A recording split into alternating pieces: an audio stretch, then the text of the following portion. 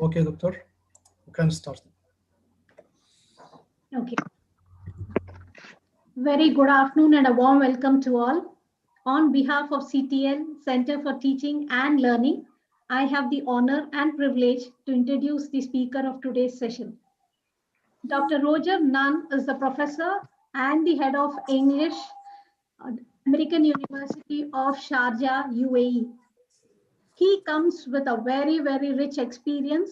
He has taught in a variety of international locations, including Qatar, Abu Dhabi, Sharjah, Ethiopia, Japan, UK, France, and Germany.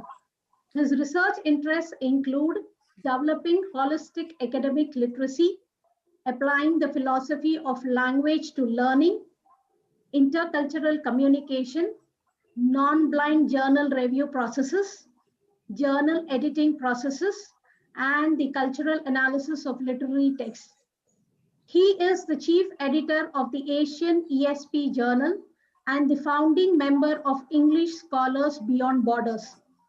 He enjoys presenting and publishing in a variety of international locations, and Professor is sharing his thoughts on a very, very interesting topic today: how to publish in quality journals, the art of planning and writing skills.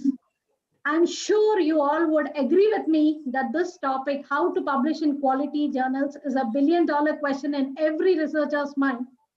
So I welcome Professor Roger Nunn to Dhofar University. Welcome you, sir.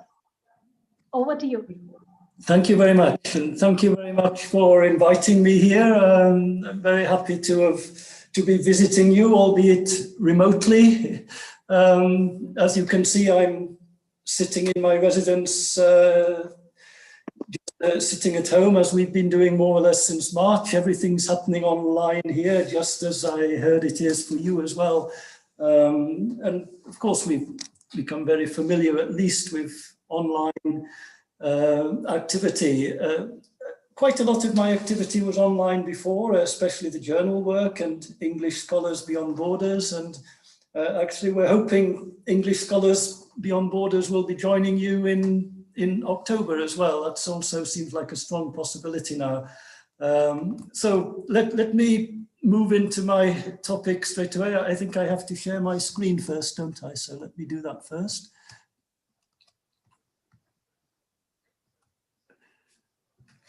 Okay, so I just remove the perhaps the right-hand panel so that we can see the slides.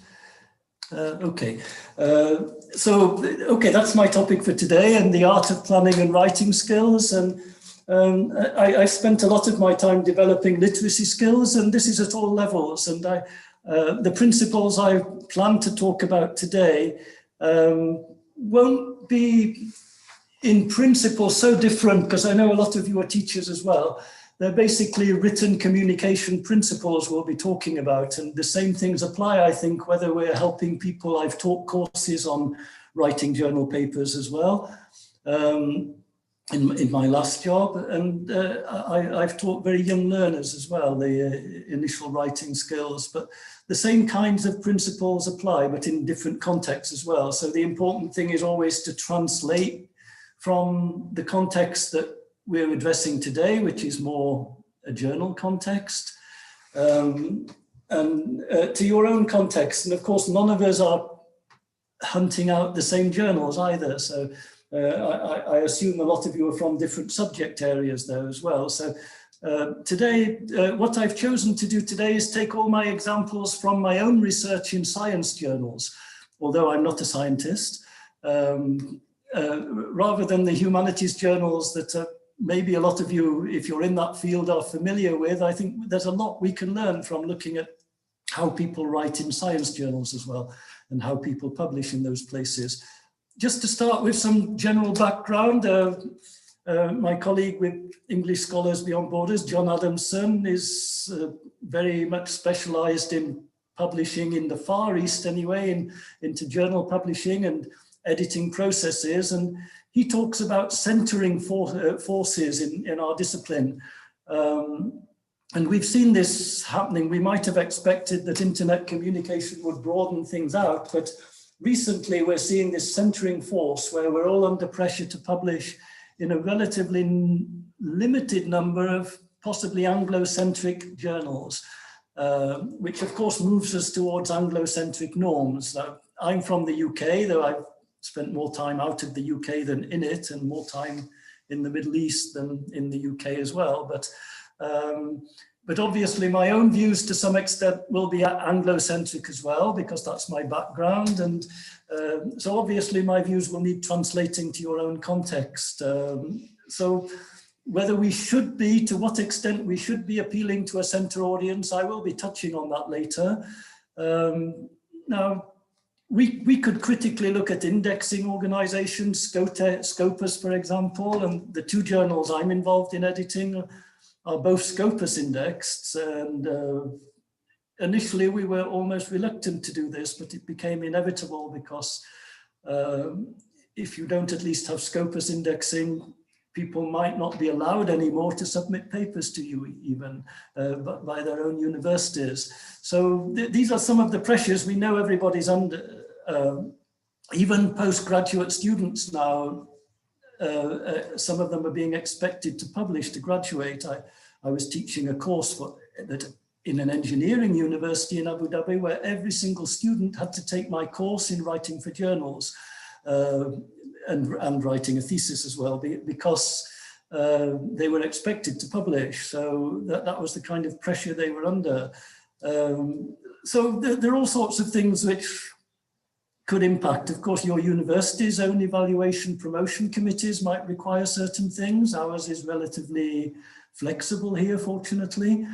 Things like university recruitment and requirements from government as well. All these things are impacting now on where we're expected to publish. And I'll be telling you one of my favorite journals, which would not normally be on most ministries' lists though, later in the presentation. So there's been a lot of rethinking of scholarly positioning, identity, about where and how to publish in the light of current realities. And I'd just like to emphasize, this is not John Adamson, the second point here, the need to research the journals before you submit. There's a big need now to, of course, you might be researching to see if they're connected to various indices or whether you're actually going to be allowed to publish in those, depending on your institution, of course. But we should also be researching the journals to know exactly what they require from submissions, and that's what I'll be focusing on a little bit more in this presentation. Now, John Adamson, and with this I agree 100%, talks about needing to understand and question the centering pressures and influences necessary. I've been in this business more or less 44 years now, actually, since I started teaching anyway, and there is a bit of a pendulum swing always. So my feeling is that the current obsession with indexing will move back, and it maybe has already started to do that in some places actually, though it might not appear that way. And there is an interesting reference there, if anybody's interested, by Gaillet and Guglielmo, Scholarly Publication in a Changing Academic Landscape, Models for Success, because obviously people attending seminars like this are hoping to succeed in publishing. Now, I'd like to start by talking about what you might expect to or need to be doing before you submit a paper to a journal, and that's what I'll be focusing on: drafting papers, submitting those papers to journals in this in this presentation. And I've got a lot to say. I'm obviously, because I've been doing this for a long time, so I am watching the time, and I might skip some parts of my presentation here too. It's just that I've got to, what I give with my students anyway is a kind of checklists, but I'll try and open that up now because I'm sharing screen anyway. And it's a word text. So this is a kind of research essay checklist, if you like, and I think it applies very much to how we might approach writing a journal paper, because journal paper writing is just an advanced level of writing an academic text in the end. So, so these are maybe the different processes that we might need to go through, but it's particularly from the introduction stage here that that we might want to have a look today as well, and I'll be showing you some examples later on in the presentation. So introduction is the first and the last thing you write in the paper, because you know almost certainly you're going to change it once you've written the rest of the paper. Now, literature review, of course. Now I'll be looking at science journals, and very rarely do you see the heading literature review, by the way. But you always see a review of literature. So we have to distinguish between the activity, if you like, which is reviewing literature, and what they're actually called in the journal, whether there's a separate section for this. And the same will apply to things like methodology, actually, because not all journals are dealing with it the same way or putting it in the same place. But normally methodology would come after your literature review. And remember, for advanced writing, your methodology also needs to be referenced. So I've put it is also referenced. It's a checklist, and I, or when I'm doing it for myself, or my students, when students are doing it, they are completing the right-hand column here to check that they've done all these things. And of course, there's a results section, discussion section. This is the typical generic structure, which I'll be looking at in bit more detail later, because again, in science journals, they often combine results and discussion. And of course, conclusion, when I'm reviewing a journal paper, the first thing I read is not the abstract, actually, it's the conclusion. So, because I want to know, then I want to go back through the paper to see if the conclusions are supported or not.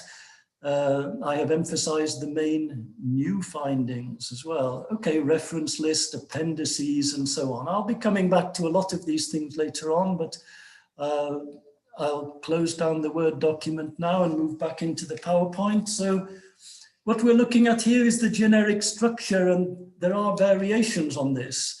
Now, if you've been to some of my presentations that I've done recently, because as it happens, I tend to do a lot of these since we've gone online, because it's much more easier to attend a webinar than to travel across the world somewhere. So whereas we might have to decline a conference sometimes if it's at the other end of the world, like recently one I did with the Philippines, we can go very easily from my living room. So anyway, I'll be talking quite a lot about GRICE, and I know some of these points I mentioned in a presentation in India sometime, and I know Dr. Patil was using some of these things as well last week, so I'll be reinforcing that. So, and it's the GRICE's cooperative principle is a superordinate principle, and the point I'd like to make is that journal papers are an exchange. So he says, make your conversational contribution such as is required at the stage at which it occurs by the accepted purpose or direction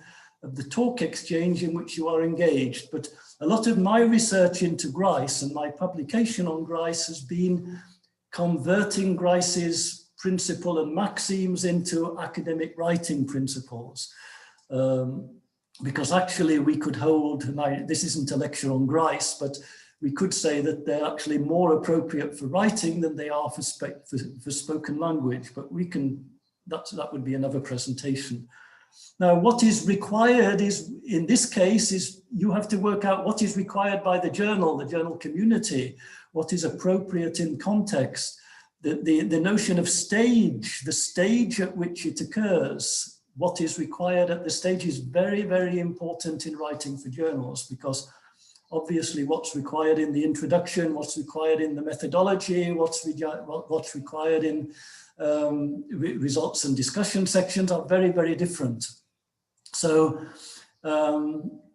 it's very, very important, therefore, to to know what stages you're going to use to plan your structure before you start writing the piece, in other words. And the journal needs to be researched before you do this.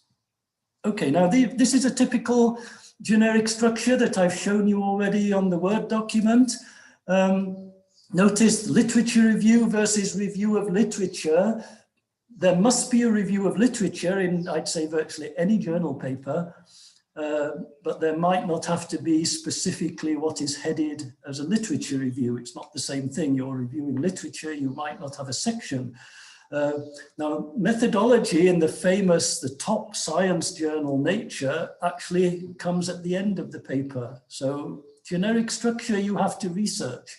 I'm just giving you a very typical one here for a research paper.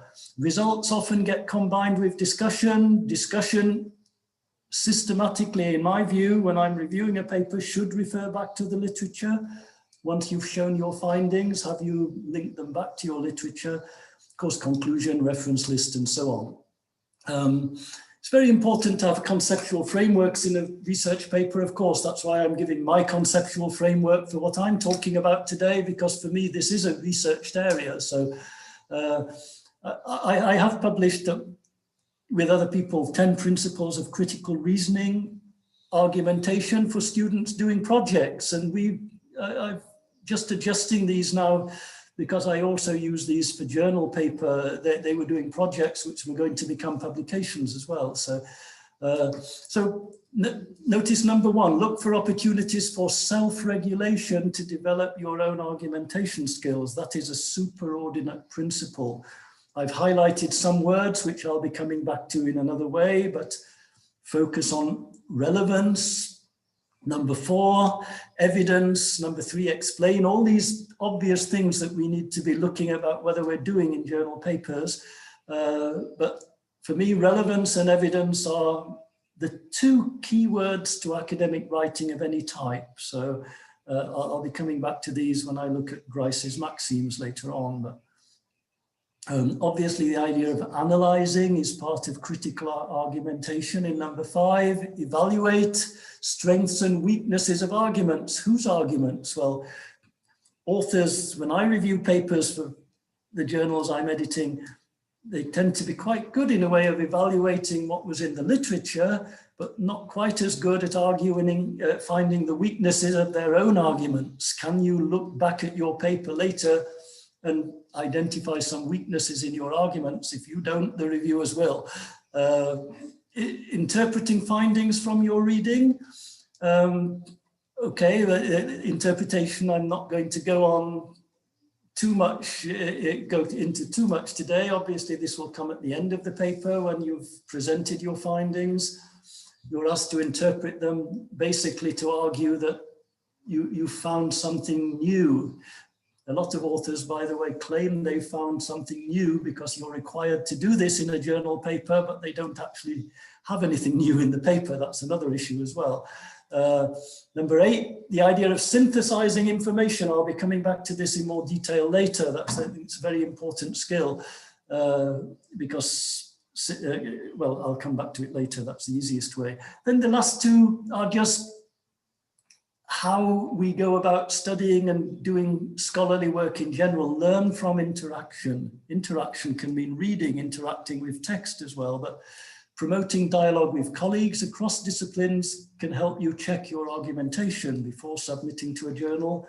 Has someone else read it? Because you've gone deeply into this paper, but maybe you're too deep into it and you can't see the faults anymore.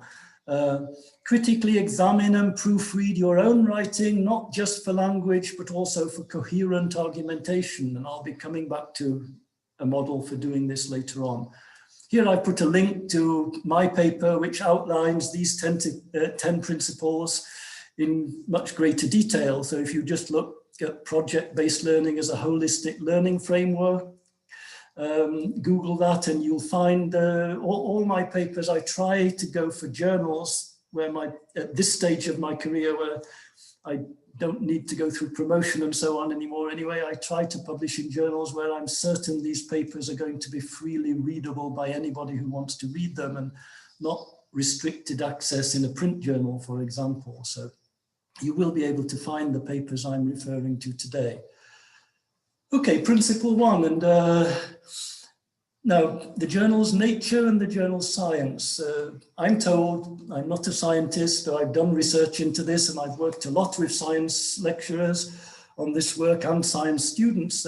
These are the two highly prestigious, perhaps the two most prestigious journals in the science domain. My point here is I think we can learn a lot by looking at these journals. Now, Nature journals like authors to write in the active voice, and they require a first person. We performed the experiment, not the experiment was performed in the passive impersonal voice. And it's interesting that this is what they're doing. If you don't believe me, there's the link. Go to it, because there is this myth that science papers are impersonal, so-called objective, and so on. Not true. The top journals are requiring, they want to know what has been done by the authors, and they don't want you to say the present authors found that, or they want you to say we found that, and so on. And we'll be looking at my research into Nature, by the way, though, means that it does show that not all authors do this all the time. And actually, I'm sure the language specialists among you will know that it's absolutely impossible to write a whole paper in either the passive or the active voice. You can't do it. The language doesn't allow you to. Right. Holistic generic structure in Nature, the method section is delayed. So that's an interesting feature. And why is that? Because they're not so interested in focusing at the beginning on how the data was collected. They're interested in highlighting the data, what was actually found and what was new about what was found. And you will never get into Nature if you haven't got a very original new finding. And for specialists then, for specialists in your precise area, there's a detailed method section right at the end, below the main paper. And that's something very interesting that I think other journals should be looking into, though they tend not to. Okay. I want to show you a couple of examples of writings from journals. This is an example of one of the papers that was in my corpus from the Nature Journal. And I only use the online version because I want everybody to be able to replicate this either in their teaching or in their own reading or writing. And so I've only used the online versions of Nature, and which is openly available to anybody who wants to. You can find this paper, for example, very easily to click. Now, here's what we see. If we forget the method section, 70% of this paper was written, of the clauses were in the active voice. Okay, so it's very interesting perhaps to see that. Now, if we look at only the method section, look what happens. Suddenly in the method section, there's a massive, in spite of the journal saying don't use the passive actually, which is impossible to avoid. They, in my view, quite appropriately do use the passive voice, but only in the method section to any great extent. So now look at the first person use here. So the total of first person uses, there were 49 of those in the paper. Only 45 of these were in the non-method section, and only 4 of these first person uses were in the method section. So they were going against the journal's own instructions for submissions. So what I'm suggesting you do, there are submission instructions, but look at the papers in the journal to see what's happening in the papers. Look at some typical papers, because that will give you a better idea of what the journal really requires, not what they say they require.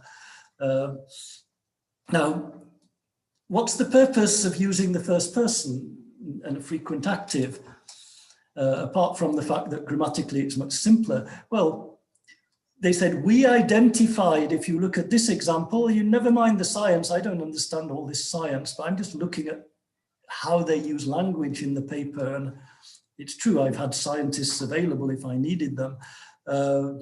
So They use first person for their novel findings, if you like. We identified a novel protease, something new, and therefore first person, our results, that's first person, this time adjective pronoun, if you like. So our results identify mechanisms and genes that function, okay. So all the light blue is active voice, and notice there are also impersonal active uses as well, and they're often more common than the first person use, because you can't put a first person subject on every sentence when you're talking about something which is the subject of the verb, of course, so which cleaves in this case. So here, that's just to show you what was going on in that particular paper. So my empirical analysis of a lot of science journals, including Nature and including the journal Science. The passive is used in limited cases in the main body, the non-method section. It is often used in conjunction with a reference. So let's say the impersonal language is about somebody else's work, not your own. That's important, I think. There's this contrast. So if you put everything in the passive or everything in the active, this contract, you can't make this contrast, which is a problem. So, so notice the reference 5 here. It's an impersonal use, and it's has been identified in this case. One mutant has been identified to cut out the middle part of the sentence. And that's referring to a reference. So the passive has been identified referring to the authors of the reference. In other words, not the authors of this paper, but the authors of the reference. So there is this contrast. Notice what you contribute to the field, first person use. What someone else contributes, impersonal active or passive. And of course you can have personal passive as well with the by, obviously with the by preposition as well, so the postposition. Okay, so tentative theoretical conclusion so far: impersonal use of active passive. B is wrongly labeled more objective. Whatever we mean by objectivity, and I'm going to come back to this later, because I don't think there is such a thing as objectivity, or that it is the opposite of subjectivity, actually. So use of a first person can be a more accurate representation of what really happened, and that's why Nature wants you to use it. They want to know what really happened. They don't want you to disguise what you did or get it mixed up with what other people did. So members of a community of practice, they do have choices. We have choices. Now, some journals will limit those choices, so you need to know that before you submit. So generic structure is not a question of obligatory move, it's more a question of principal choices at different stages of your paper, of your argumentation. So I've shown where passive is heavily used in Nature and where active and where first person is heavily used so far. Now, I'm not saying these are free choices, because there are no free choices in language either, but there are choices, and there might be more limited choices in some contexts. Now, there are 3 unattainable pillars of objectivity, in my view, unattainable anyway. So Stanford Encyclopedia of Philosophy talks about faithfulness to facts, value freedom, freedom from bias, the level of trust that can be attributed to the claims made. And if you go Stanford Encyclopedia, again, I'm citing because it's available free online. It's a wonderful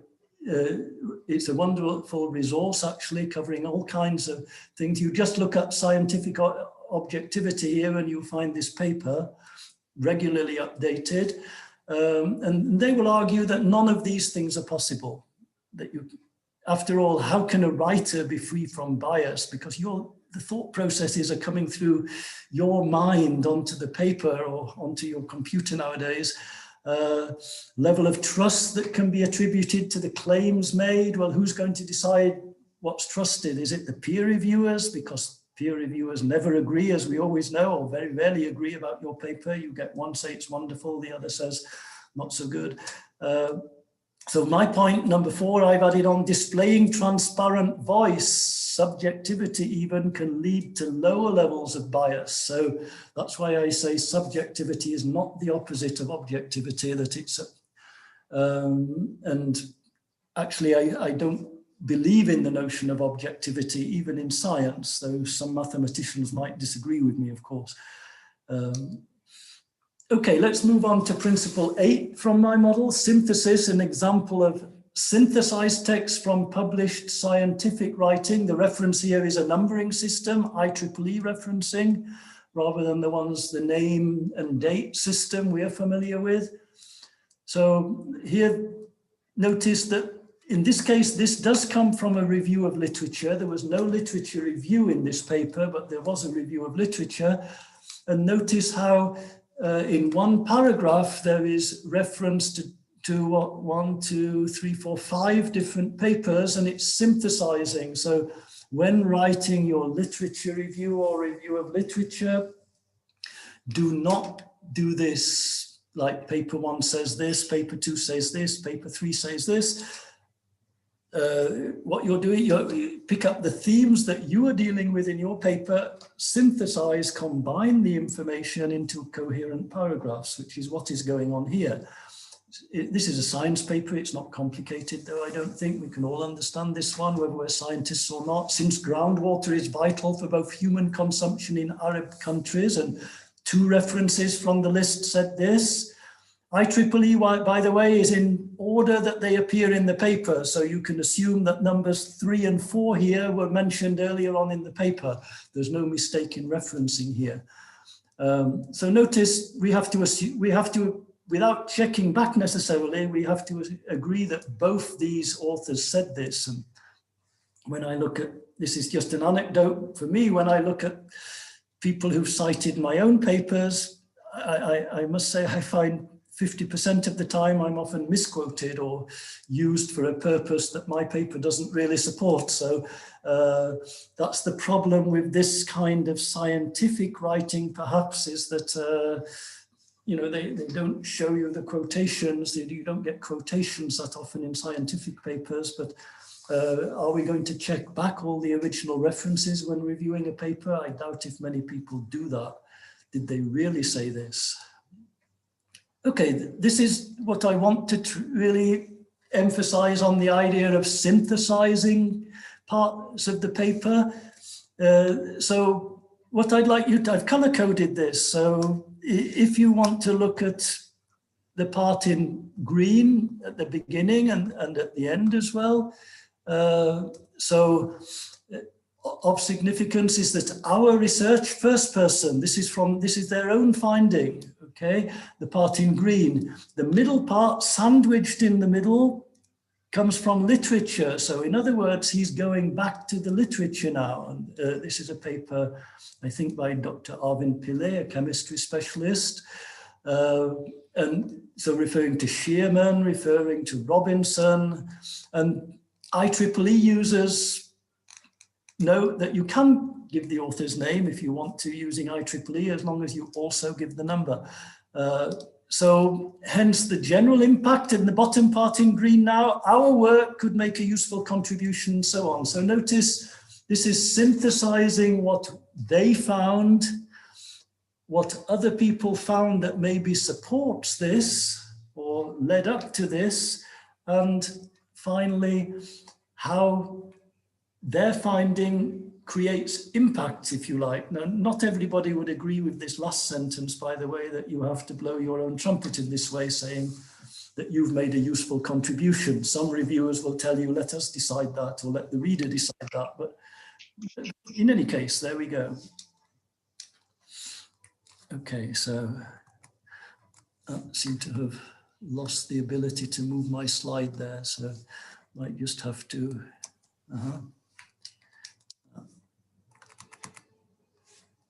don't know what's happening there. I seem to have frozen my, okay.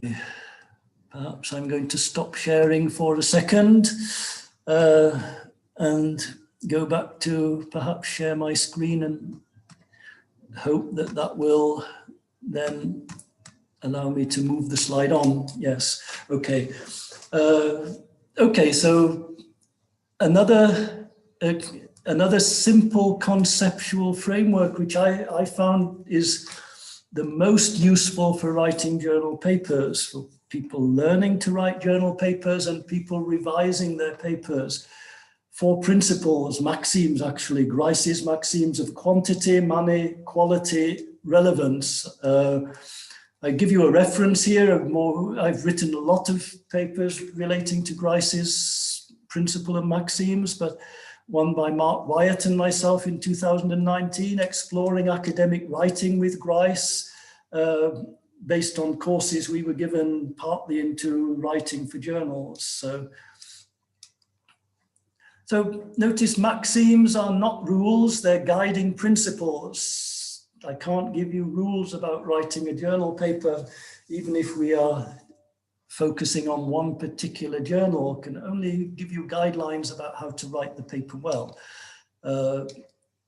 So readers' perceptions will be influenced by unconsciously violating the maxims. That's not a good thing.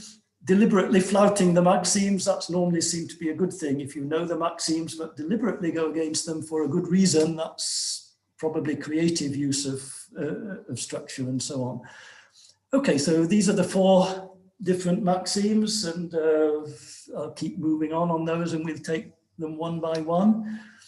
But this is a very brief summary that Mark Wyatt, my co-author, gave to his students, which summarizes the more detailed maxims. Quantity: is the paper sufficiently or over-informative or not sufficiently informative? Is it sufficiently trustworthy? That's to do with evidence, the maxim of quality. We'll come back to these later. Relation: is it sufficiently relevant? Maxim of relation just says be relevant. Maxim of manner is about clarity, the way you write it. Is it sufficiently clear? If you've put all your paper or most of it in the passive voice, I'd like to suggest it's not particularly clear, both linguistically speaking and also content-wise. A paper written only in impersonal language does not clarify what you did. For the reader, who is usually in a hurry when he's reading, it doesn't sufficiently clarify what you did and what other people did. So is it sufficiently clear? Okay, so let's go back to generic structure, holistic generic structure of the whole paper. Because Grice's maxim of quantity and the maxim of relevance have something to say about generic structure. The notion of balance between sections, the word balance is also very, very important. Balance does not mean each section, of course, is equally long. It means that you've got a balanced paper with normally a very concise introduction, much longer discussion, results section, and so on. So what sections would you expect an empirical study to contain? What sections do samples from your chosen journal have? If they are not there or not sufficiently, what doubts might you have? And how long should each section be? So as far as the maxim of quantity goes, here is anything important missing in this section? Like, for example, you've given your results in some detail, but you haven't really given any information in the methodology section about the population of your survey, or or who you took the interview data from, or who wrote the papers you're analyzing. Are any of the section headings unexpected? Does the article seem well balanced? Okay, these are all the things relating to this maxim. Professor, your slides are not seen. You have not shared your slides. Oh, sorry. Okay, right. Okay, maybe I haven't. I went out and I stopped sharing them again. Sorry about that. Okay. Okay, let me come back in there then and.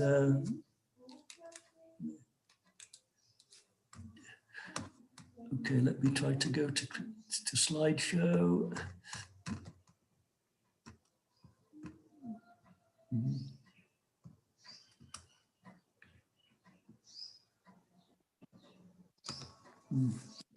back at the beginning, so let me move to where I stopped. Okay, so here, the quantity, sufficiently informative, quality, sufficiently trustworthy, the maxim of relation, sufficiently relevant, the manner sufficiently clear. I think this is where I dropped the slides when they froze on me. Okay, and here I've talked about this. The notion of balance between sections is related to Grice's maxim of quantity and Grice's maxim of relevance. Okay, here where it becomes important, is anything important missing from the paper? In each section, remember it's stage by stage, are any of the section headings unexpected? Does the article seem well balanced? In other words, each section has its own proportion, adequate proportion in relation to the other sections. Are the sections sufficiently developed? In other words, quantity of information. Have you given enough information or have you given too much information? How does the article communicate its relevance? So, of course, if some of the information is not relevant to your research questions or your research purpose, they shouldn't be here. You're not there just to display your background knowledge. You know, we can, most literature reviews we tend to review at the Asian ESP journal, we often suggest need to be cut down by quite a large proportion because they're telling us things that the audience already know and are not particularly relevant to this, the focus of this particular paper. You won't see that in science journals very often. Okay, this is a typical generic structure, and I've given word counts here for a fairly short paper, a published paper in a Canadian science journal. And notice if we look at the size of the sections and look at the headings, there are some that come from the generic structure we've talked about, like abstract, introduction, method section, results, discussion, conclusion, references. But there are some that are non-generic headings, such as instrumentation, sample handling, spectral analysis, that are relevant only to this paper. So all of these combined do help the clarity of the paper. You see very few of the generic headings in journals like Nature because they assume, quite rightly probably, that we all know that the introduction comes first and the conclusion comes last, but so we don't necessarily need the heading, but most journals are still using them anyway. Now, do you reference adequately? Is there a sufficient quantity of referencing in your paper in the appropriate stages of the paper? Because these supply supporting evidence, which is the maxim of quality, and relevance, which is the maxim of relation. So notice in this particular paper on my chart, you should be able to see that the introduction has the largest number of references because there was no heading literature review. So that's where the review of literature was. But notice also the methodology, because these people were presenting a new methodology, is referenced. And the results and discussion, especially the discussion part, is also referenced. So it's not just a question of getting your references in early and forgetting about them. Notice what I'm talking about, different types of reference here. Non-integral reference, the reference is not built into the author's sentence, as exemplified in thus detailed analysis of different spots on the sample could provide a valuable insight into the mechanism of scale formation. This is a paraphrase, it's not the words of the authors, it's not a quotation. There are no direct quotations from the sources or reporting verbs actually in this paper, this science paper. And we tend to use a lot more quotation in our journals, which are more in the humanities, social science fields, but possibly too many though, that's also another possibility. But notice if you're more in the scientific area, you're more likely to use non-integral references. In other words, you're paraphrasing in your own words and therefore better supporting your own argument, but maybe you're not representing the paper sufficiently that you're quoting from as well. So it's a question of judgment. Now, this is exactly what Grice's first maxim says, which is, so hopefully I can move this without freezing my screen again. Make your contribution as informative as is required for the current purposes of the exchange, stage by stage, in other words. Do not give more information than is required. So it seems like whenever I move this, I freeze my screen. So I'm going to have to stop doing that. I'll stop the share and start the share again. Right.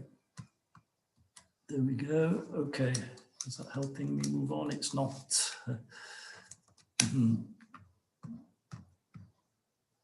So I'll have to stop sharing again if you just excuse me a moment for this slight technical hitch we're facing.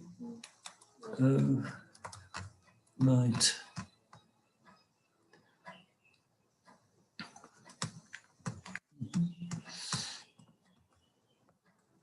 Go back into here.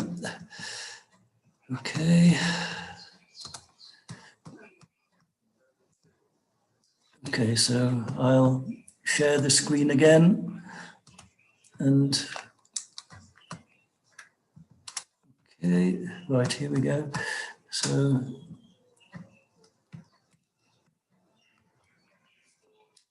okay, so what's the joke here? Quantity and quality violation. These are connected. Obviously, the cartoon is slightly relevant to this anyway. That are you exaggerating your findings, or are you understating them, even, as can happen in more modest academic cases? So, quantity and quality violations are very important. The quality is to do with the evidence you've got. So, are you suggesting your findings are much bigger? You're making much more of your findings, if you like, than the evidence actually will allow you.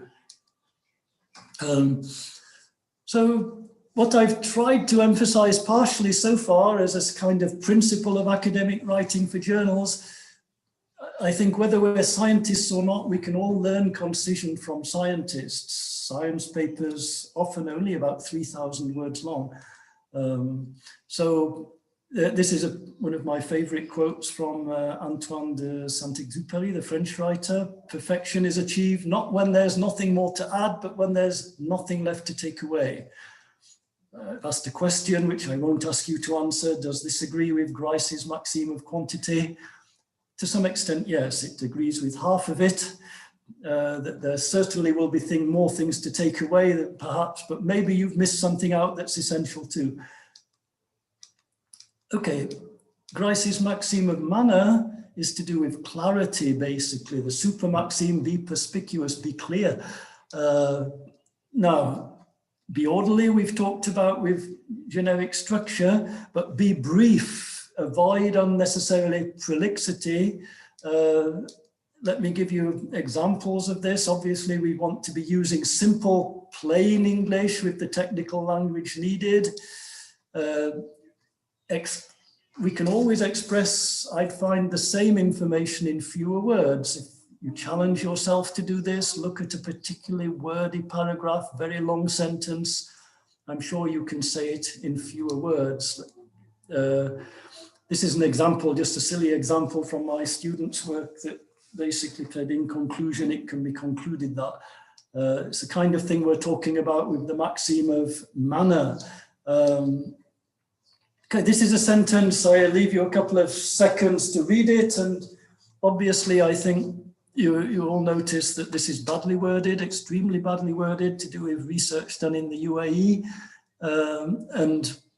But the information is needed. So this is now the maxim of manner. It's not that there's too much information. The information is needed. So for the maxim of quantity of information, it's okay. But for the maxim of manner, it's too wordy. So how would you reduce it as much as the maxim of manner allows, keeping it clear? Okay, so this is how it started off, 30 words. This is how the authors actually managed on challenge to slim it down to 16 words with, I think, no loss of meaning and greater clarity. This article also indicates that water consumption in the UAE is the highest in the world, but can go even further than this. If you use IEEE referencing, which these graduate students should have done, water consumption in the UAE is the highest in the world, and this comes from a reference, so you just put the one, and you look how you've reduced 30 words into what, 12 words here. Now that seems obvious in this case, but you know, I tried this on my own writing. There's almost never a paragraph that I can't reduce when I challenge myself, at least by 10%, possibly 15%. So something to think about, because clarity is something that will psychologically affect reviewers of your paper. And in good journals, the majority of papers are not accepted for publication. The acceptance rate could be somewhere between 10 and 20%. Our Asian ESP journal, by the way, the acceptance rate has never been more than 20%. And we are not what I'd call one of the very top tier journals in the area. We're an emerging journal, so it's so it maybe gives an indication. So, okay, just to remind you of the maxim again, we're talking about the stage at which the communication occurs in Grice's cooperative principle, which is superordinate to the four maxims, and that journal papers are an exchange of information with a reader, and the way you make this information clearer, easier to read, more accessible, more likely to be accepted is by considering these maxims. Okay, let's move on to the idea of truth and evidence, which is clearly evidence is one of the key factors of any journal paper. What's your evidence before you make a statement about something? What evidence have you got to support it? Now, this is what the maxim of quality actually says. So do not say what you believe to be false. That seems obvious, but you do not say that for which you lack adequate evidence. I've put the number one here because it's the most important part for us of this maxim. Try to make your contribution one which is true. Okay, that we'll come back to that a bit later. It doesn't mean that we cannot publish something because we haven't got 100% certain evidence behind it, when otherwise we'd probably publish absolutely nothing. Notes for writing the journal paper, you don't need 100% certainty to make a claim, but this is the revised maxim. Do not make a claim that's stronger than the evidence. Match the choice of language to the strength of the evidence. And there's a whole language that we call epistemic modality, which is to do with certainty of evidence in this case. So this is a key aspect of my conceptual framework to do with journal papers. And again, you need to look at the journal that you're writing for to see what types of evidence they have been accepting. There are some journals which will not accept survey data on its own, including the Asian ESP journal, actually, for example. So you're wasting your time going through all the process of writing for that particular journal and submitting it if they require more than one method if you use a survey. Now here, I want to give you some examples from scientific writing again. Notice scientists who last year found particles, this is from Scientific Journalism actually, found particles that appeared to break the universe's speed limit could have skewed the controversial findings. So notice the modal language, appeared to break. It's not a high level of certainty, it is scientific writing, could have skewed the controversial findings. This is to do with a paper that was published in the journal Science, which turned out to be wrong. So it seemed like a very, very famous research center in Switzerland seemed to have got measurements which suggested you could actually move particles faster than the speed of light, which goes against Einstein's theory of relativity. Now, the facts can be proved wrong, and they were proved wrong in this paper because there was an equipment mistake, but Science, the journal Science, did publish it. But what I was interested in not that should this paper have been published, but were the authors being fair to the reader about the certainty of their evidence in this paper? And were other people like scientific journalists, which is what I'm quoting here, were they being fair to us? And notice that scientists who last year found particles that appeared to break, not particles that broke. So nobody claimed that particles broke the universe's speed limit, went faster than the speed of light. And they say could have skewed the controversial findings.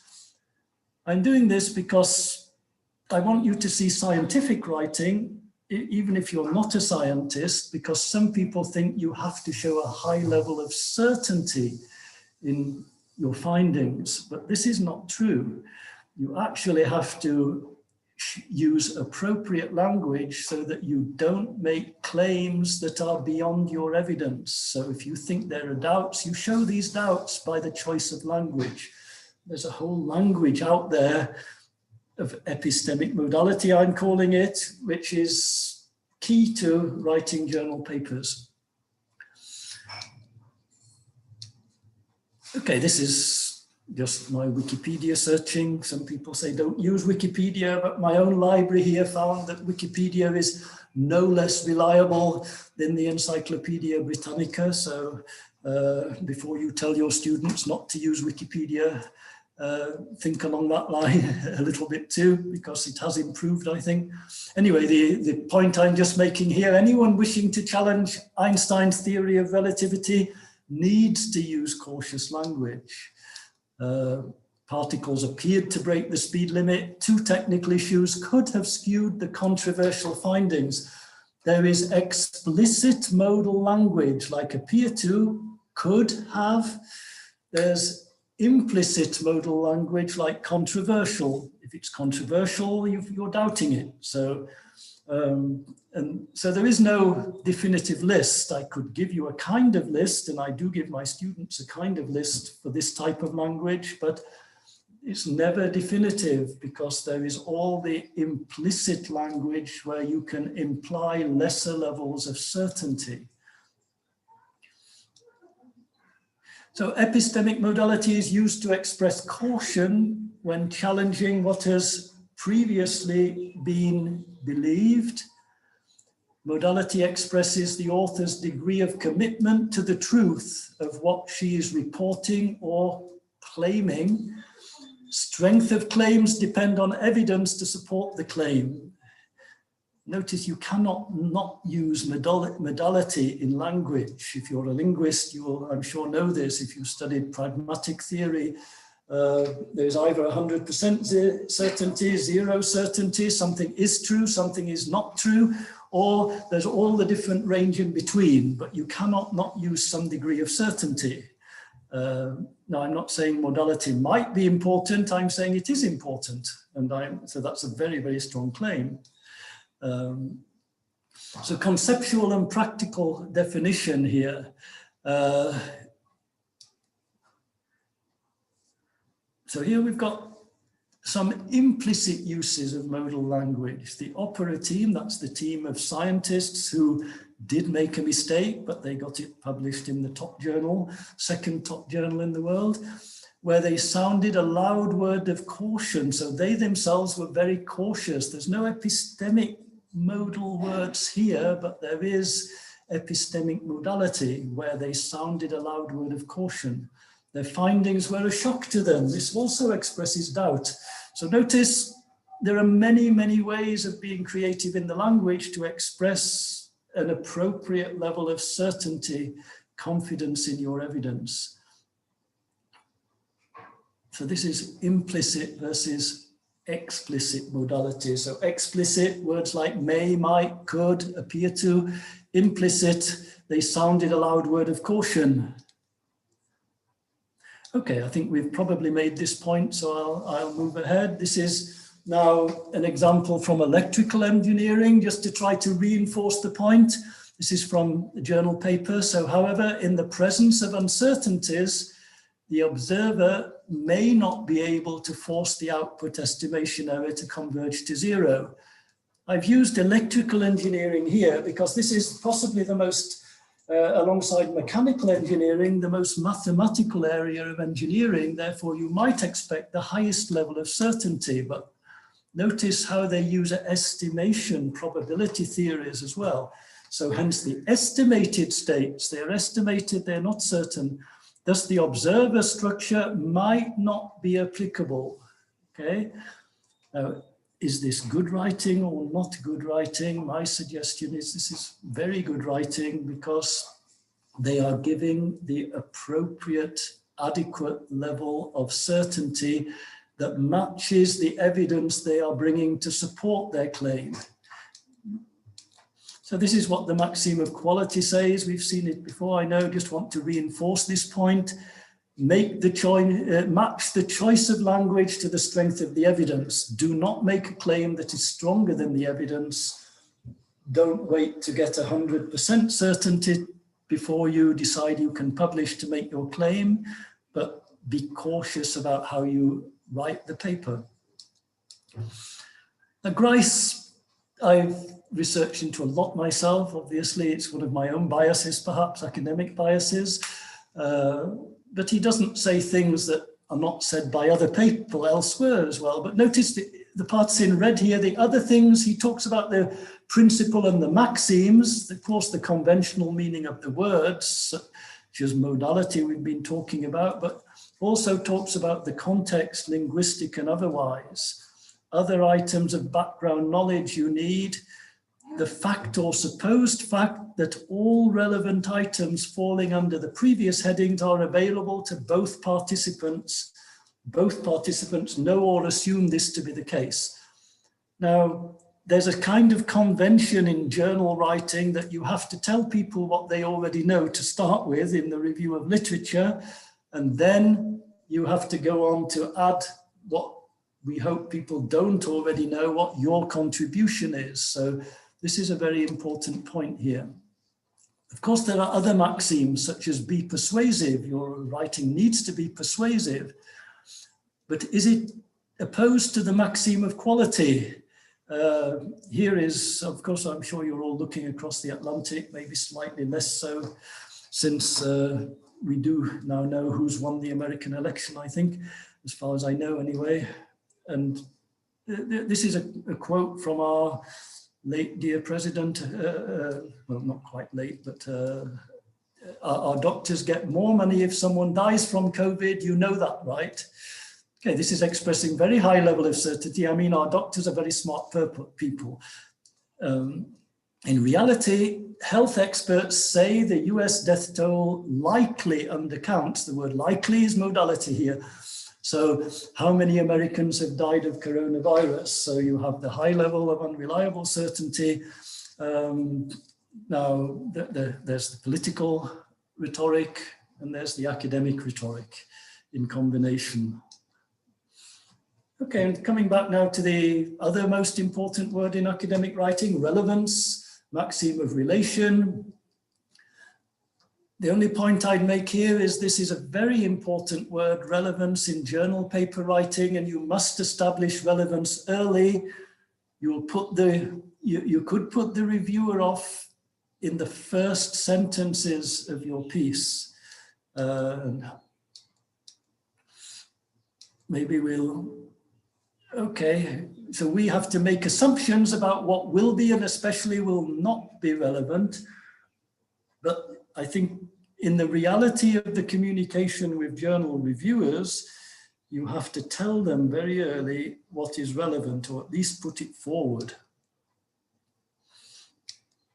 Of course, the genre requires us to summarize what is already known, but not in your introduction necessarily. Now, here I'm giving you a kind of spurious thing. It was actually written though. during the last century, the world has witnessed a revolution in technological and industrial development. Do you think this is a good first sentence to a paper? Well, I think to be avoided. Too general, too vague. Is there anybody does not know this? Anybody needs to know this? And this was the first sentence. Does this hook the reader? We teach our students with the American terminology here. I'm not American, but to hook the reader early on, the hook comes in academic writing, of course, as terminology. Here is what I'd term a better hook. This is the first sentence of a journal paper, again by Arvind Pillai, who I've quoted before because I had access to the author, who was my former colleague, and he was well published, and so I analysed a lot of his papers. Interest in biodiesel as a useful engine fuel additive has dramatically increased in the last couple of decades due to political, financial, and environmental reasons. And okay, he's got 10 references which apparently support this paraphrase, which I won't comment on here, but notice how we immediately know what this paper is specifically about. It's about biodiesel as a useful engine fuel additive. So it's got a very specific reference to why this paper is relevant to the readers in this area very early on in the paper. Explain, that was again one of the principles, explanation, one of the providing adequate explanation always. Explain the need for the research. Most governments accept that a search for more environmentally friendly and renewable sources must be conducted and accomplished to mitigate climate change. A general statement followed by specific statement. Reductions in CO2 emissions is more favorable for biodiesel from vegetable oil. So here he's made the general point, but made a very specific point about why this research is needed, why it's relevant. Provide evidence for the importance of the topic. You'll do a lot more of this later in the paper, but you might want to use literature to support any statement if you're not going to provide a literature review section, which science papers don't. So all this was done in the introduction. Considerable research has been conducted, passive voice by other people, on the extraction of biodiesels from edible feedstock and the characteristics of biodiesels and so on. So first, provide evidence for the importance of the topic and what is already known about it. So here the author is establishing a kind of territory which is his own. He's establishing his part, his niche of the part of the territory. All this comes from Swales, as I'm sure those of you who know Genre Analysis 1990, page 14, for my own referencing here. Occupy the niche by demonstrating your knowledge and ability, particularly your own research evidence. So, okay, here is perhaps some background information. Maybe we don't need all of this. If I'm looking critically at the maxim of relevance, neem is called green gold and contributes to the economy of many Asian countries like India and Sri Lanka. Perhaps not needed, that's a question of debate. It went through review and it was left in anyway. But this part all comes from their own data. Occupy the territory, niche area with your expert research and technical knowledge. So this is what's going on a little bit later down the line. I'm not going to read all this because I don't understand all the science, and that's how you are occupying your own research territory. This should not be accessible probably now to non-specialists because you're getting into establishing your own area in your own specialization. Notice every section, to do with maxim of manner, every section, including an introduction, has a conclusion in a journal paper. It doesn't just stop. You conclude that section and that helps you introduce the next section. So the aim of this paper, therefore, is to characterize local biodiesel prepared in our laboratory, first person, original, therefore, in terms of trace metal content and compare our results with standard commercial biofuels and so on. So this is the synthesis, if you like, going on. Okay, so just like to come to my conclusions today. I know it's been quite a quick run through, an awful lot of information, and obviously there could be a lot more to say on all of this, but I just wanted to fill you in from as much as possible of my own experience about writing for journals and editing journals more recently, and over the last 20 years or so, and genre research. Genre research, the generic structure of the journal papers that you're trying to submit to. Don't write the paper and say, right, which journal am I sending it to? And just send it as it is. Make sure that you've looked around for the journal you're interested in, and you're not going to change your evidence, you're not going to change your research, but you're going to match the way you write the paper to what that journal seems to publish. It's common sense. At best, if you don't do that, you will have extensive rewrites to do, which you might have to do anyway, we all know that. But it's the most common result of a review, by the way, is normally quite comprehensive rewrites rather than, rather than just small things to adapt. Most top journals do ask you to rewrite, so should not be put off by that. Present information in appropriate relevant quantities, section by section of the paper. So present information in relevant quantities, part by part, stage by stage, section by section. Establish relevance early. This is hint number 3. Number 4, look at the balance of your paper. Such as your research versus previous research in literature. Is it well balanced? Is there a good balance between the sections as well? Of course, they should not all be equal in length, nothing like that, but make sure that you've got a reasonable balance, that you haven't, for example, got a literature review which is 3 times longer than your discussion section. Use first and third person in equilibrium. Balance my research, our research versus other people's research. Be concise, use the maxim of relevance to reduce content. Match your modal language to the evidence supported by your data. Finally, just general advice, be persistent, think about writing well. Good journals have low acceptance rates. Don't pay to publish in non-reviewed journals. Consider the so what factor. Stand outside your paper before you submit it to a good journal. Maybe you've got very comprehensive, detailed, even convincing research, but unfortunately you've got nothing, you found nothing new.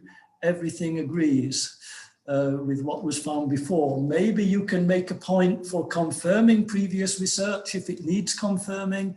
Otherwise, ask yourself, so what? Having done all this, so what? Think of the reader. That's what he's going to ask. Parting thought today, one of my favorite journals is ELTIF journal, English Language Teaching Forum in India. It's not indexed. Doesn't have a lot of referencing in it either, but it has a real purpose in society. It inspires good teaching. And this is to come back to where we started with John Adamson's points. We do have to critique the publication world as well. We have to live with it. We have to live within it. But yes, publish in good journals. You're required to do that, but don't neglect the really useful journals as well. ELTIF goes out into the countryside in India and trains teachers in village schools. Every paper in there is highly relevant to that activity, very useful, very easy to read, and so on. So consider as well the global picture, because we are the teachers, we are the academics of the future. So I mean, not me, I'm at the end of my career now, but many of you anyway. So I'm assuming that, okay, I've gone out of my Zoom, have I somehow? Yes.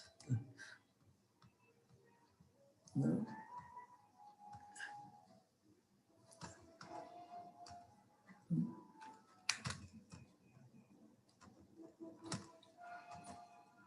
Have I logged out here? Or stop share? Okay. Okay, I'm back. Good. Okay, so that concludes my presentation anyway, and I hope you've managed to pick up something that is of use and that I haven't shot through at too fast a rate today. I'd be very happy to engage in discussion or answer any questions you might have. Thank you, Professor, for a very, very insightful presentation. Now I invite Professor Patil and Dr. Naima to share their analytical comments, please. Professor Patil and Dr. Naima. Hello. Hi. Yes, Hello. we can hear you. Yeah, thank you. Thanks a lot, Roger. I must congratulate you on delivering a wonderful and very comprehensive and interesting talk on a very difficult topic. Now, as a researcher, as a supervisor, I have accumulated a few points, and I have written a couple of articles on how to carry out research and how to write or draft a research document like a research paper or a dissertation or a thesis. And Roger has covered many points. However, I'd like to add a few points. You know, when I look at a research article, or when I look at an article on research methodology for that matter, or a dissertation or thesis, I identify the level of that particular document. You know, I classify these documents into 4 parts. One is reject. When do I reject a research article or an article on research methodology? I reject it when the content is poor, when its organization is shabby, and when the language is problematic. So I classify research articles into 4 parts or 4 groups. And the first group comprises rejection. Why do I reject this research article? Because the content is poor, the organization is poor, and the language is problematic. There are several language or linguistic errors in that particular article. Number 2 is revise. So I request certain authors to revise their research papers because the language is impeccable, but the content and its organization patterns are problematic. You see, in the first case, when I reject the article, the content is poor, the language is poor, the organization is poor. That's number 1. Number 2 is revise. When do I ask the writer to revise it? When the language is impeccable, perfect, without any blemishes, but the content and its organization patterns are problematic. Number 3 is again revise. The ideas are brilliant and fresh, but the language is faulty. And the last one is accept. When do I accept an article, a research article? I accept a research article when the content is fresh and novel, and its organization is perfect, and the language is absolutely faultless, blemishless, right?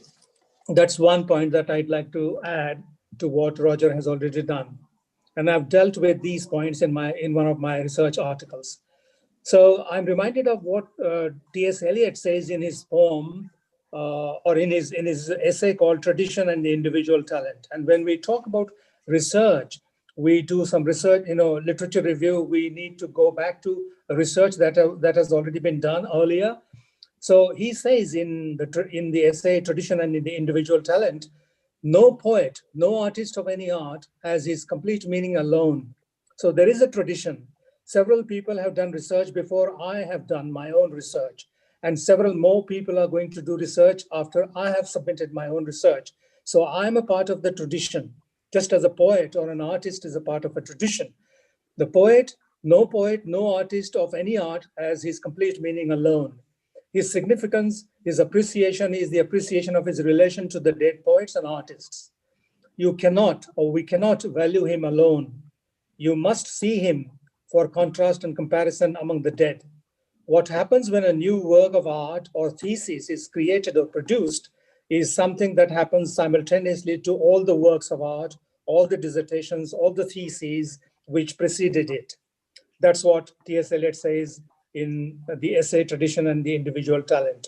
So tradition of earlier research in an area is changed by the latest research paper or research document.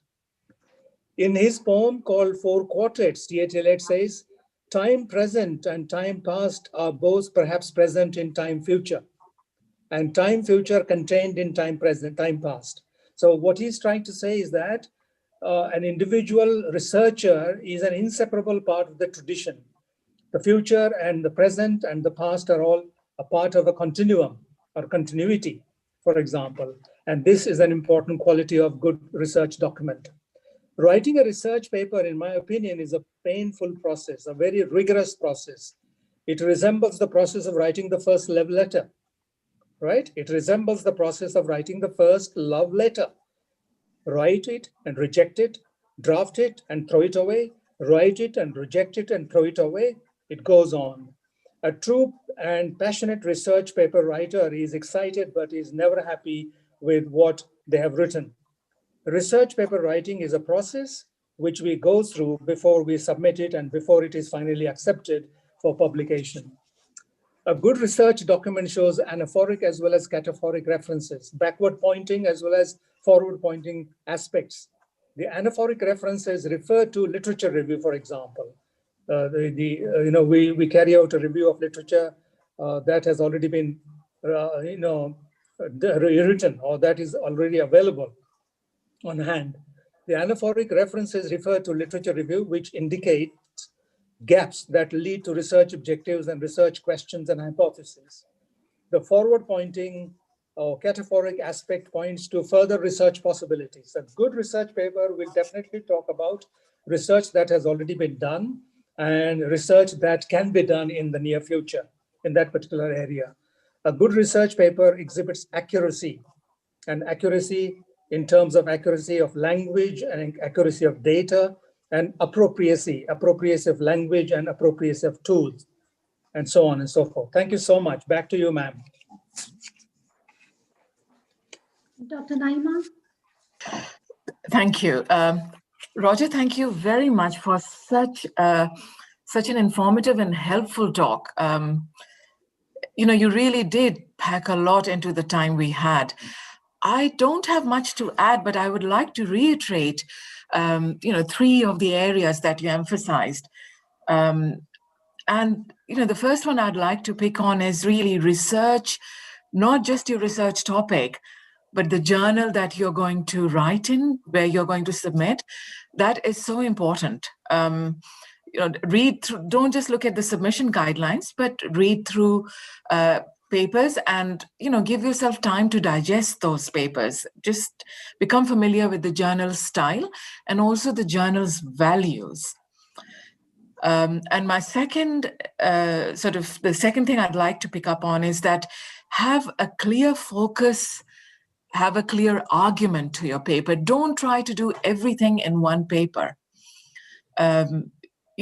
Just make sure that you are aware of what the focus is. Like all of us in this meeting here, I'm a multilingual reader and writer. And so it's very important to be aware of the different sort of ways, the different rhetoric styles, the different ways in which we approach writing. So in English, and could I say that it's very useful to be able to write in English? Because we reach a worldwide audience. It's a shared language. So in English, usually we would have our thesis statement very early in our paper. So, the first or the second sentence in our abstract, and then in an introduction and so on. So, just hit the nail on the head. And then as an editor, although I do have an editorial team, I tend to go through each paper myself. I'm editor for a practitioner journal. So where I find that papers kind of need to be revised is that they don't develop their points sufficiently in terms of contextualizing what they are saying. We assume that everybody understands the teaching and learning context that we are writing about, whereas really these are very, very different across the world. And also how we talk or write about something can be different. And this is where I go back to what Roger said about making ourselves familiar with the journal and, the articles that are actually being published. So these are sort of the three things I wanted to pick up from Roger's talk. And really what I would like everyone to take away from today is keep writing. what you have to say about your experiences, your research is very, very important. We are all working together. You know, we've become more global than ever in this pandemic. We are all online, we are all able to share. And it's very useful for us to learn about how, you know, all of you think and how you practice your art, your craft, your trade. So please keep writing and don't be put off by a request by a journal to revise your paper. It's worth revising. People need to know about your work. So don't give up is my message. Thank you. Thank you, Professor. Professor Roger, there are few questions which are asked by the participants.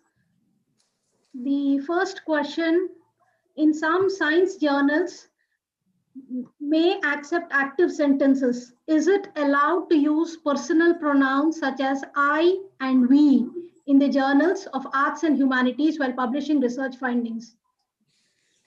Yeah, I chose scientific journals because the assumption is those journals don't allow that. But humanities journals tend to do it anyway, tend to allow it anyway.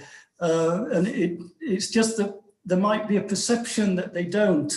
I've very rarely seen papers rejected for that particular reason, and for the reasons I've been given, you know, because it's very important to highlight what you have created that's new, what will therefore help the field move forward in this case. So will they accept it? Obviously, this comes back to what Naima's just told us as well.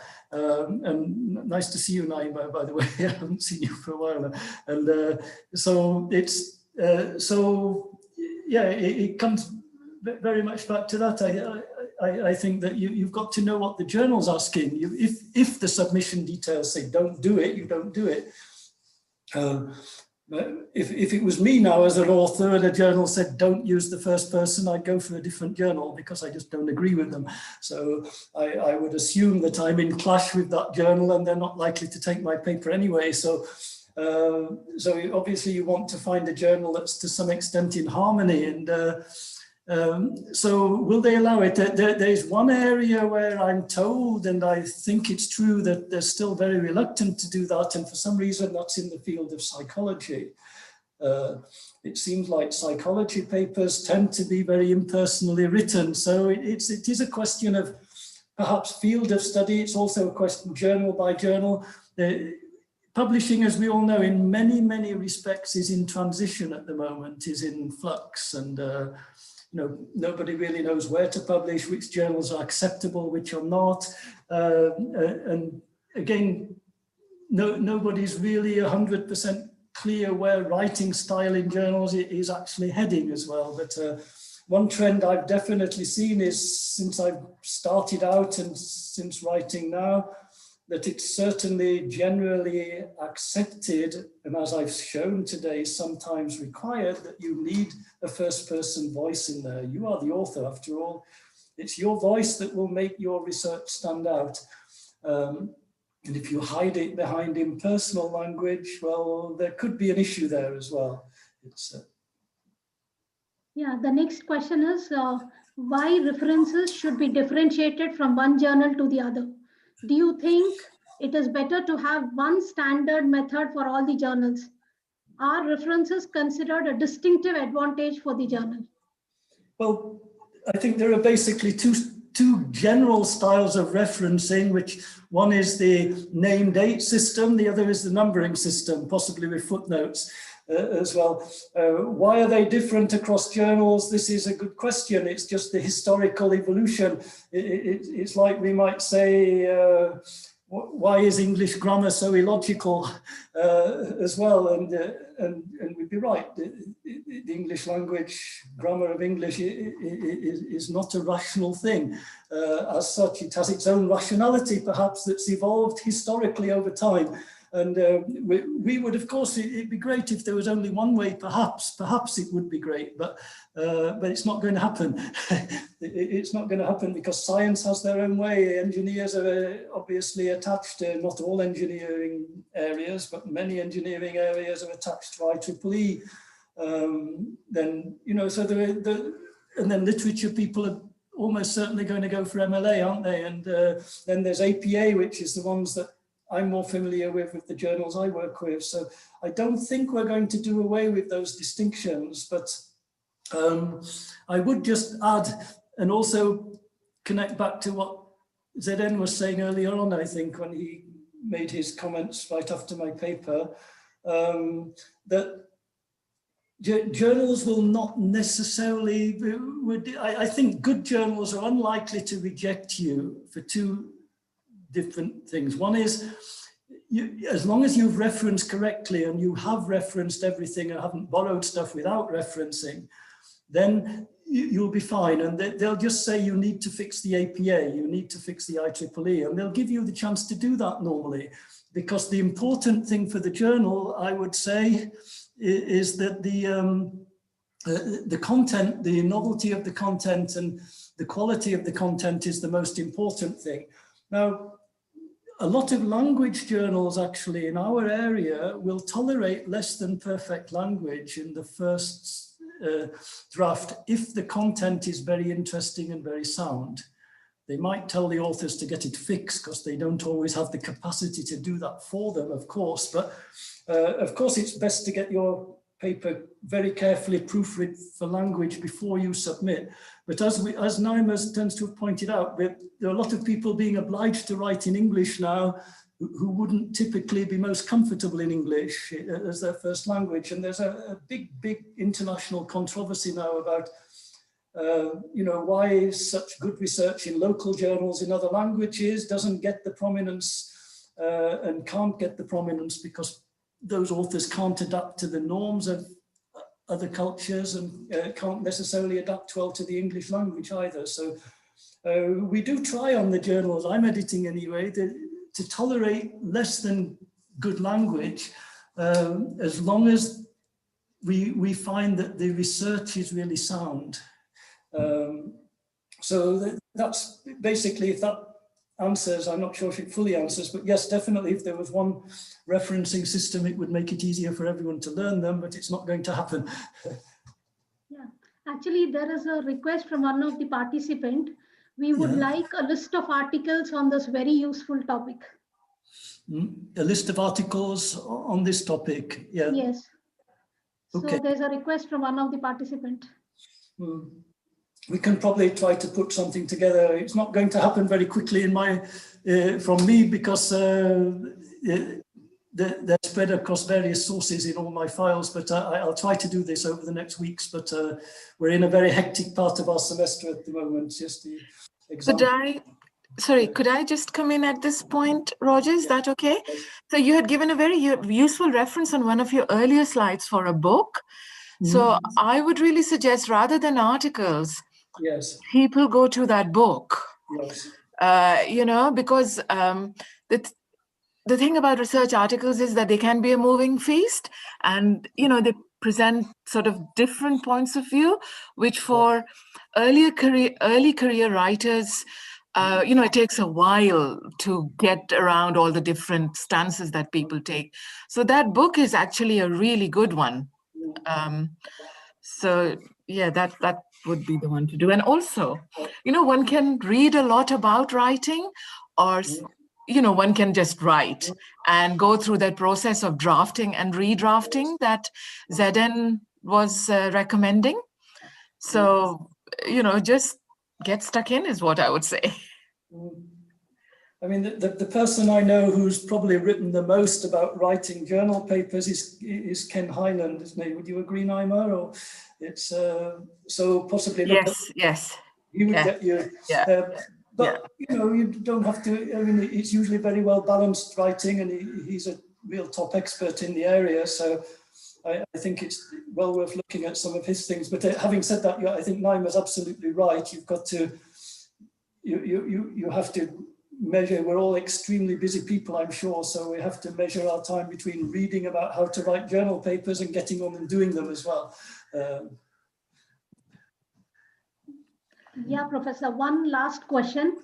How does COVID-19 pandemic change the principles of quality journals for accepting submissions?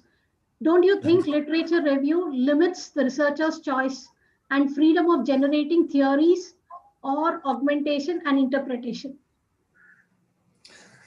Well, you know, that's an interesting point, actually, because if you look at relevance theory, which I touched on today, they say, you know, basically relevance theory says don't tell people what they already know.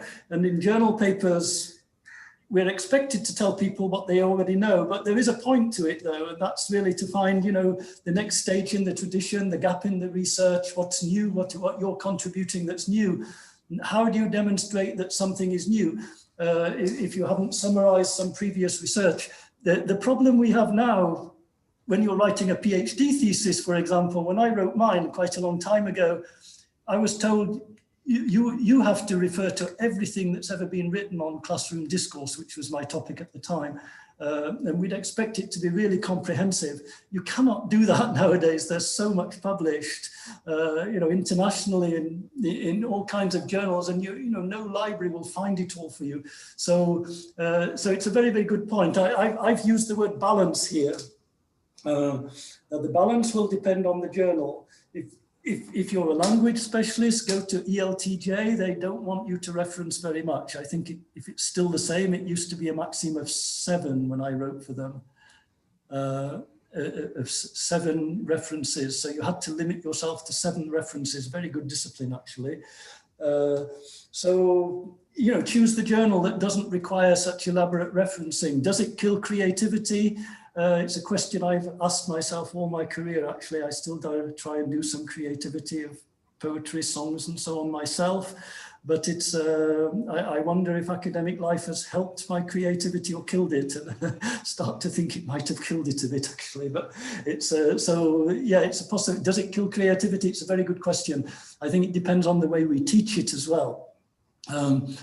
With our students, do we let them create a new research method, a new way of getting data? Because it's very, very interesting how good they are at doing that, I've found, how they go out and bring in very convincing data in different ways, rather than the hackneyed ways that we push down their throats, perhaps. So, such as, you know, the survey, the interview, and so on. They come out with really wonderful imaginative ways. So, it's something that is worth a presentation in itself, how to encourage creativity in academic writing. I think it's a very good question.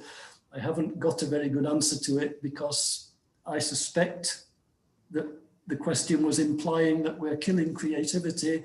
And I have to say, maybe I'm getting tired of it now, but submissions to the Asian ESP journal, I find so much has nothing new to say. So much has nothing original, nothing creative in it. It's all following this generic structure, which has been flogged to death and taught to death. You know, every move of every section is borrowed from some kind of genre study. So, you know, creativity, where's it gone? You know, I agree with you, but then look at Nature, and I think that journal is refreshing because it does allow you to be creative. So. Thank you very much. Thank you very much, Prof. Roger and Professor Patil and Dr. Naima. Thank you very much for this insightful session. Yeah, Dr. Vijay. Yeah, can I come in? Yeah, please. Okay. Thank you, Professor Roger, and thank you, Naima. Thank you, Professor Dr. Patil, for your excellent input. To the last question, I would like to add one thing. Professor Roger had put, so what question, and to pursue your own writing. So if you keep on asking so what questions and question yourself, put yourself to question of what you write, what you claim, writing will go on improving. And addressing so what questions at every stage, especially the findings, brings in actually the depth and the rigor that is required of a scholarly publication that is expected in journals. So we can give more importance to so what. These are the findings, so what. You have, instead of 2, you have 6 research questions, so what. If you go on asking, it will bring in a lot of good quality to the writing, both to the content and the presentation. Thank you. Thank you so much, sir. Dr. Khalid sends his inquiries. He says, we look forward to hosting you here in Dhofar University for a conference. This is to Professor Roger, Professor Patil, and Dr. Naima. Thank you so much. Thank you very much. And thank you very much to Vijay for helping us set this conference up, because it's a big task and it's not an easy time to do it as well. So, No, we will make it. We will make it. Yeah, we are all excited. We are all looking forward to that event. Thank you so much. It is in process. It is in process. The work is in progress. Good. And Great. doing favorably. We Thank you so will have a good conference. Thank you so much. We look forward to it. Yes. Thank you, professors. Thank you. Good to see everybody. Thank Bye. you. Thanks, everyone. Thanks, Professor Roger. Thank you. Thank you, Roger. Thank you. Thank you, Vijay. Thanks, Professor Thank you, everyone. Patil.